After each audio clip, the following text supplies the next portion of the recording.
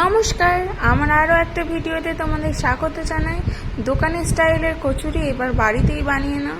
দেখো আমার শাশুড়ি মা কেমন ডোটা বানিয়ে রেখেছে। কচুরি বানানোর জন্য প্রথমে আগে ডোটা তৈরি করে নিতে হবে।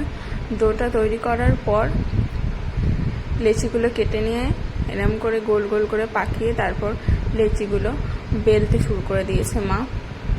ডোটা কিন্তু মেখে রেখে 2 ঘন্টা রেখে দিতে হবে ঢাকনা দিয়ে, তাতে ডোটা আরেকটু নরম হয় আর খেতেও ভালো হয় নরম হলে।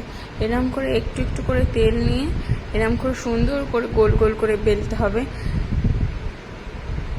মা বেলে দিচ্ছিল, আমি একটু ভিডিও করে নিচ্ছিলাম।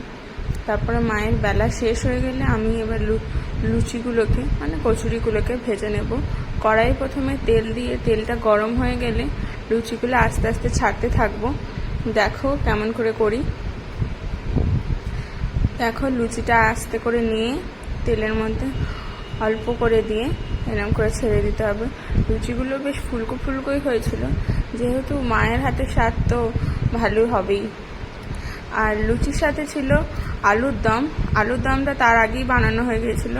লুচি আর আলুর দম, লুচি মানে কচুরি আর আলুর দম। কেমন হয়েছে দেখে বলো। ভিডিওটা কেমন লাগলো অবশ্যই জানিও। Bye bye.